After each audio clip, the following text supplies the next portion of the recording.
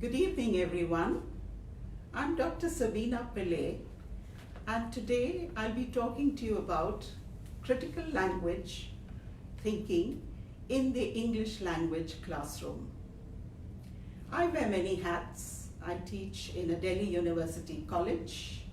I write books. I've got books with Oxford University Press.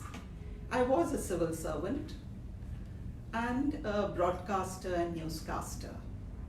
Enough of me. I'm pleased to be here, and I hope you'll find this session of some interest and value to you. We will be looking at the theoretical basics of our topic and then discuss a few strategies that could be useful for you in your classrooms.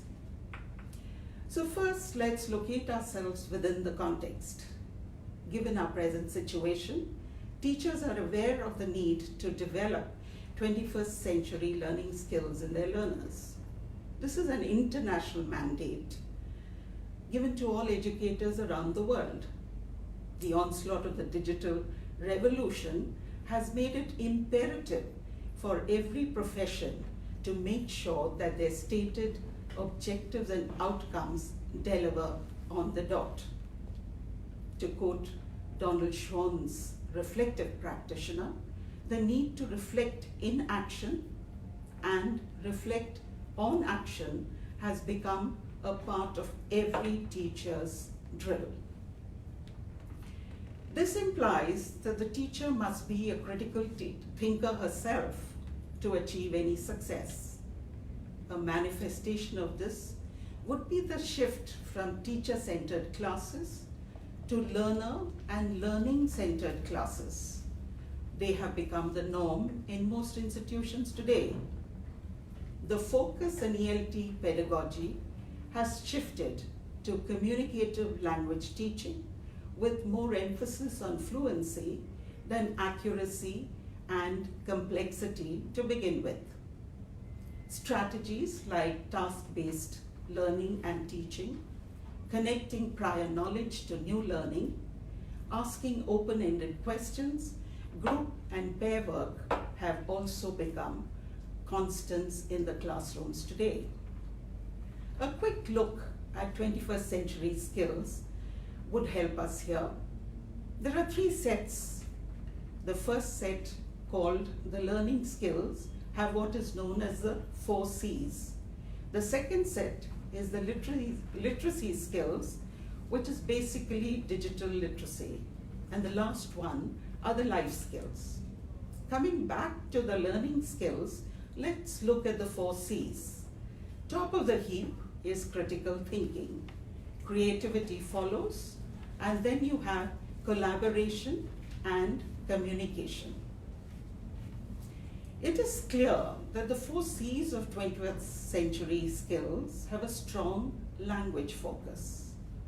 Critical thinking is all about working through issues and solving problems. Creativity helps students learn to think outside the box and become insightful. Collaboration trains them to work together in teams to achieve common goals. And communication teaches them how best to convey their ideas and convince others. The underpinning theory behind the focus on these skills is Bloom's Taxonomy of Learning Goals, first published in 1956. The theory has subsequently been revised by other scholars, but remains as valid for us today as the original.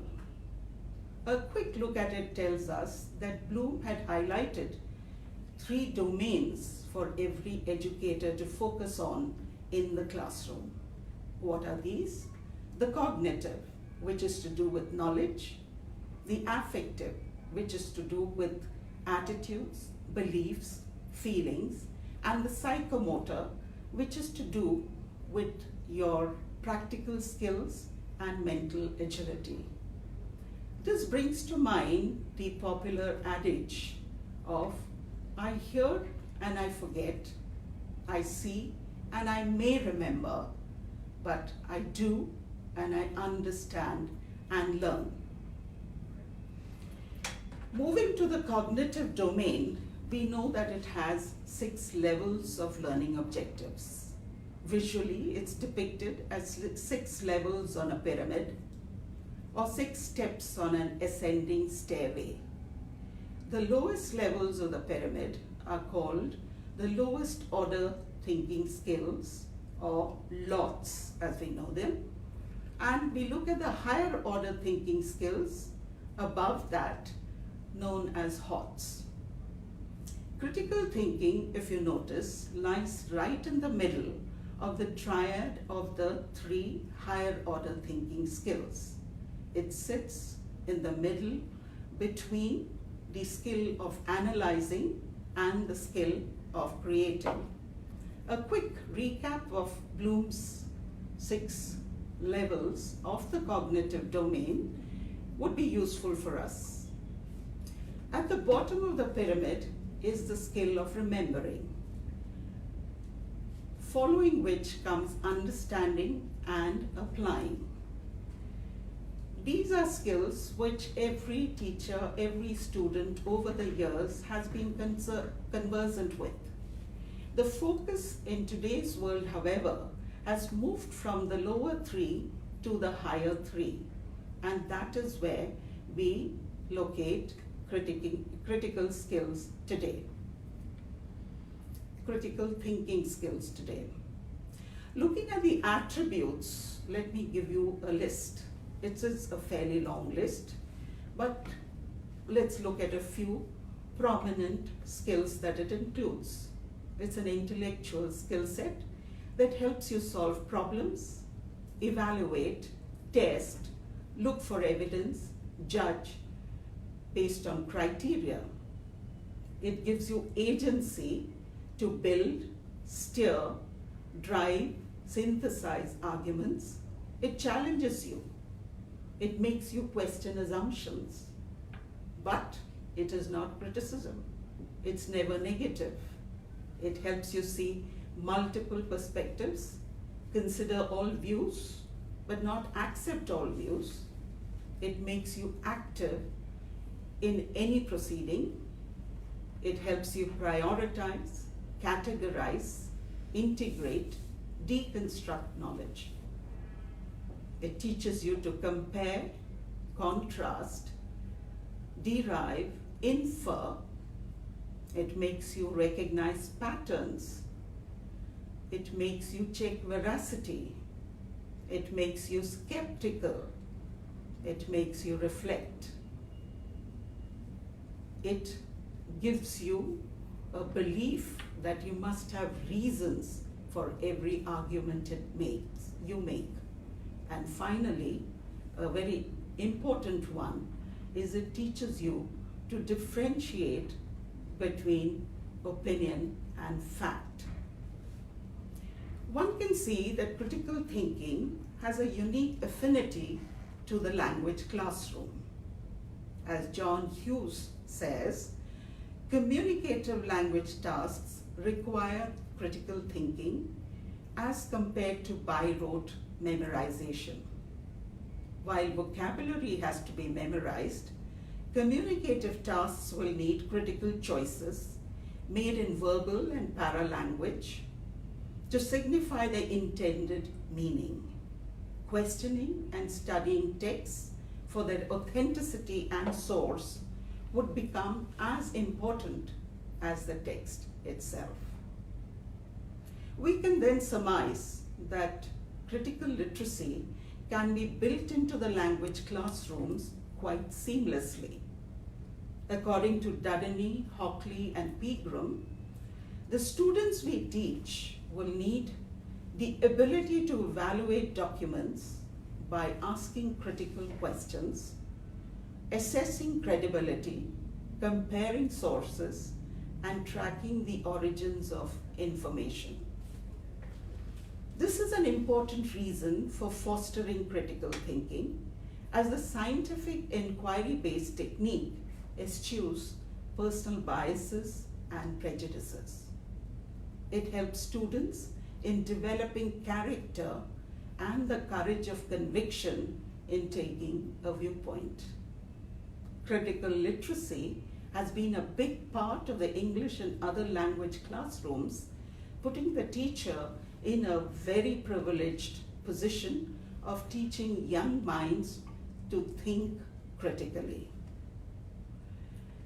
Coming to the classroom, a great icebreaker that embodies critical thinking could be for students to take a SWOT analysis about themselves. A SWOT stands for, as you know, strengths, weaknesses, opportunities, and challenges / threats. It would be best for the teacher to have a cue sheet appropriate for the levels where she'd be using a SWOT analysis. The students could then tick or cross the options given. The level of complexity of their SWOT attributes could be adjusted as per the requirements or their capabilities.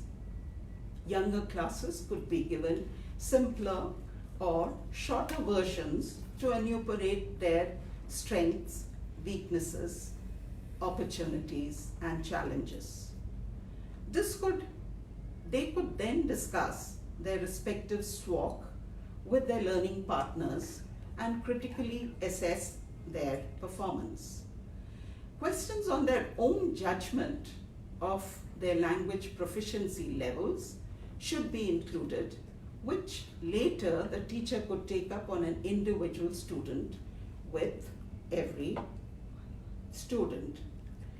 This helps in developing metacognitive skills, turning the learners towards self-directed learning. There are any number of lesson plans on critical thinking.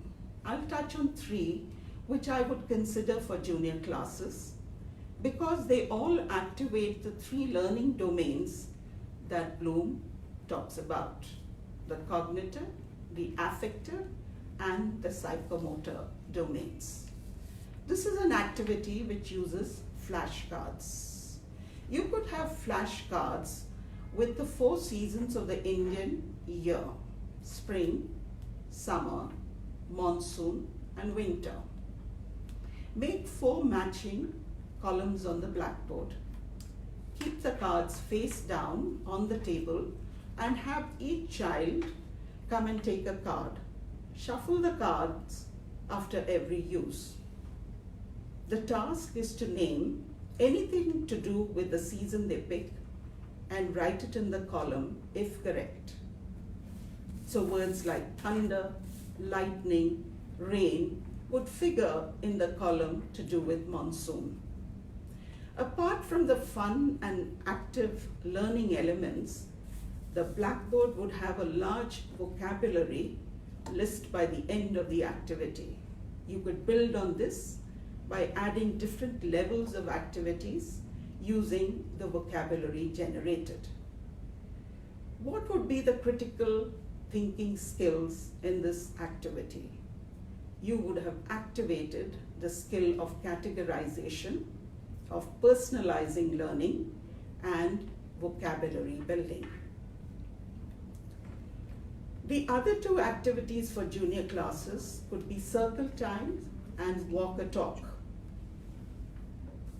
In the first one, get the learners to sit in a circle and produce language on different cues in every round, like who's your friend and why, what are your favorite things and why, English words and Taxonomy on nouns, adjectives, etc. In walk a talk, you could send them for a short walk in the class and talk to someone in the room for 2 minutes. Have them come back to their places. Now they will have to answer questions as to what they talked and why. Activated critical thinking skills here would be personalization, being friendly, communicative, collaborative, authentic, and showing leadership. Now let us look at critical thinking in the context of grammar. Teaching grammar has always been a challenge, but Lynn Weber argues that if it is taught using Bloom's taxonomy, students could make headway faster. A strategy she suggests is for the teacher to show sentences for modeling. She tells you to have students practice sentence modeling using inventive syntax from the text they are reading in class. Have them analyze the language in the text and then model it. Teach them to embed detail, imagery, figurative language in their writing by using the various types of phrases in the text. Have students practice sentence construction techniques that include specific grammatical structures to be modeled on. This scaffolding activity works very well and also pushes the student to become more creative. Let's take an example. After a lesson on a specific grammar topic for middle schoolers, have them make sentences and notice the form and analyze the content. Start with an ordinary sentence that consists of an article, a subject, and a verb. For example, the wolf wobbled. Add adjectives and adverbs. The wily and wicked wolf wobbled weirdly. Add prepositional phrases. In the wilderness, the wily and wicked wolf wobbled weirdly towards a walrus, and so on. The students can be asked to imitate such sentences and learn the structure of the language. They can be asked questions on content and form. In the above example, have them notice the incongruity of a walrus in the wilderness and question it.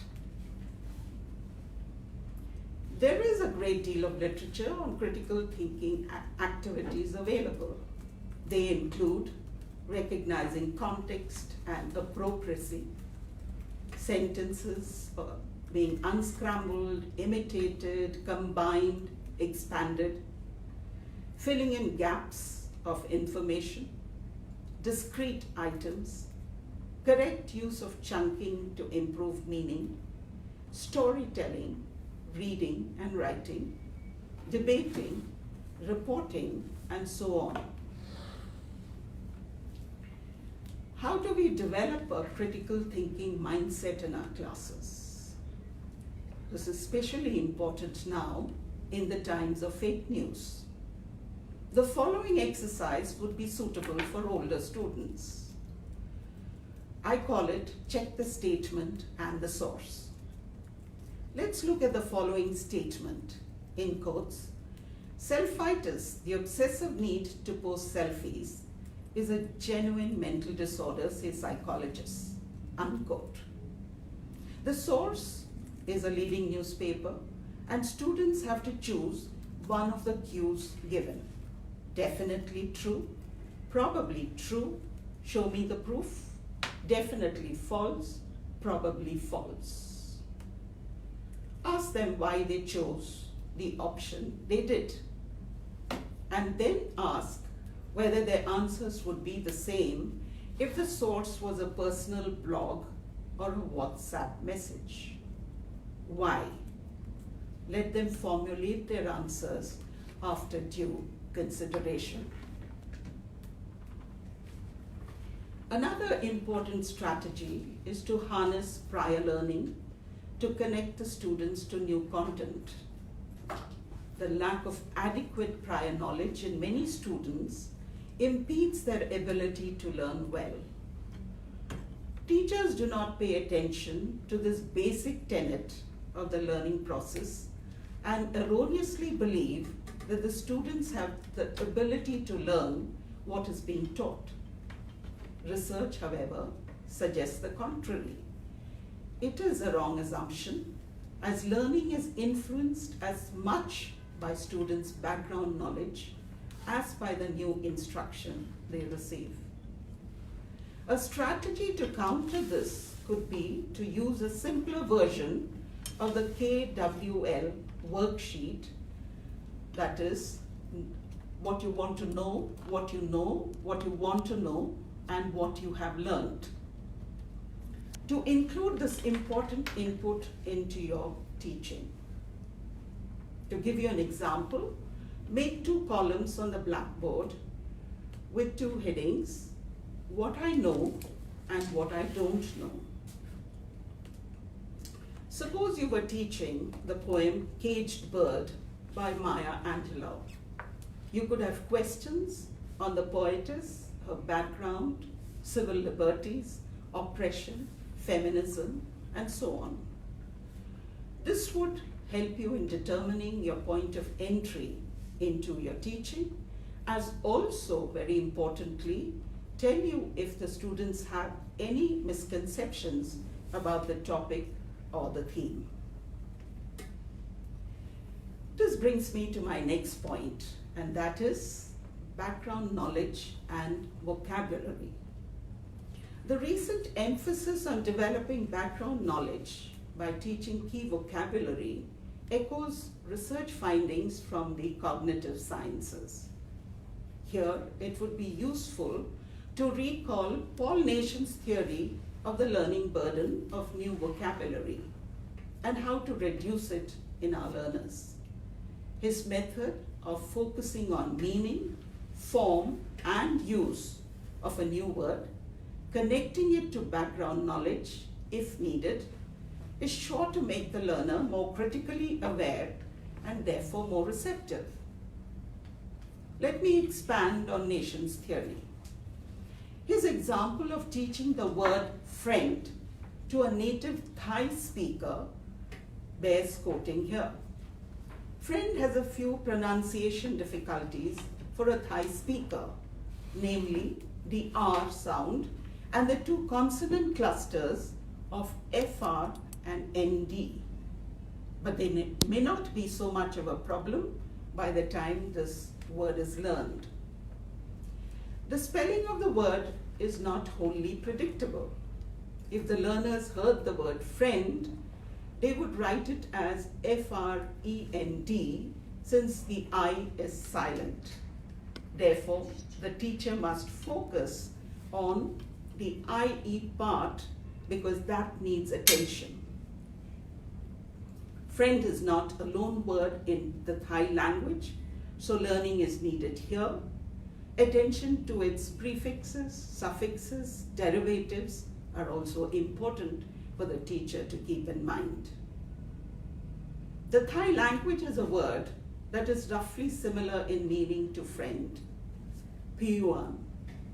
Thai speakers, however, use other words for friend too, much like our dost and saheli in Hindi. Friend has the collocates good, a good friend, old, an old friend, a close friend. Friend is a regular countable noun. It cannot be used as a verb. It has no restrictions on its use. Therefore, Nation says, the learning burden of the word friend lies in its spelling and its spoken form and meaning. Notes for the teacher to take before she steps into the class to teach the word. Vocabulary, as you know, plays a fundamental role in a student's knowledge base. Research suggests that teaching vocabulary is synonymous with building background knowledge. Understanding key words is critical before learners can progress academically. For example, according to Marzano 2004, the average number of new words expected to be learned by middle schoolers is 600 annually, and high schoolers 800 annually. He goes on to say that 8,000 words have been identified in the common subject areas for teachers to teach with about 30 key terms per subject area annually. It is easy to see now how students can fall behind if they do not learn vocabulary. Unfortunately, many students from diverse backgrounds do begin severely limited in their vocabulary knowledge as compared to their peers. Again, a point of note for the teacher. Similarly, linking prior knowledge with reading comprehension is important to keep in mind. Many research studies of prior knowledge have focused on how to improve reading comprehension. This lens into prior knowledge has taken center stage today because of the need for students to be able to read and to learn in all subject areas. Many approaches have been identified as suitable strategies. Direct instruction strategies have shown much promise with diverse elementary and secondary level students.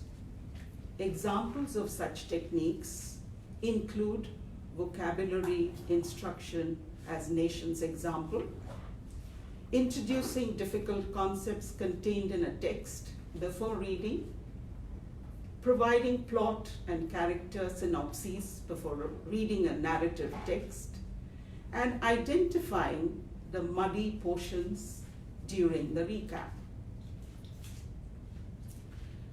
Learning to ask critical questions is again a skill to be taught on a regular basis. Have your learners ask questions, engage with any and every aspect of the language and text. Always encourage them to ask the 5 W questions, the what, who, why, where and when, and the H question word, how. Teach them to move from close-ended questions to open-ended questions. For example, what evidence do you have? How can you conclude that? Why do you think like that? How differently would you interpret it? And so on. Have them take ownership of their answers, for that is what will set them off on their learning journeys. To conclude, critical thinkers in the language classroom emerge when you use simple and complex learning strategies, which are open-ended, liberal, thought-provoking, and going beyond just learning from a book, making connections with the real world. Endeavor to see that your learners are able to link their text to themselves and themselves through the text to the world. Pat Conroy once said, "I threw words all over the place and none of them landed right." With critical thinking inputs in the language classroom, that needn't be the case. Thank you.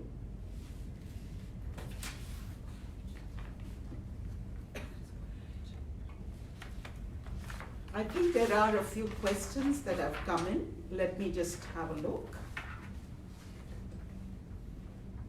Can you share one more example on scaffolding? Okay, that's one question.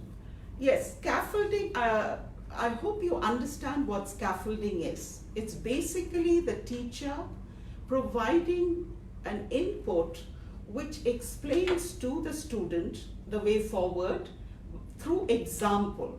Rather than telling them what to do, you show them how to do it with an example of it having been done.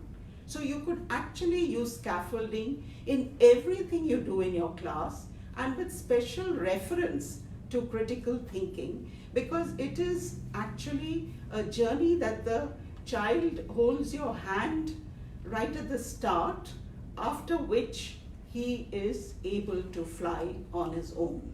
He lets go of his scaffolding, which you provide as a teacher or as an educator, and then he realizes that he can critically and creatively engage with the knowledge. And that should be our karma and our dharma in our classrooms.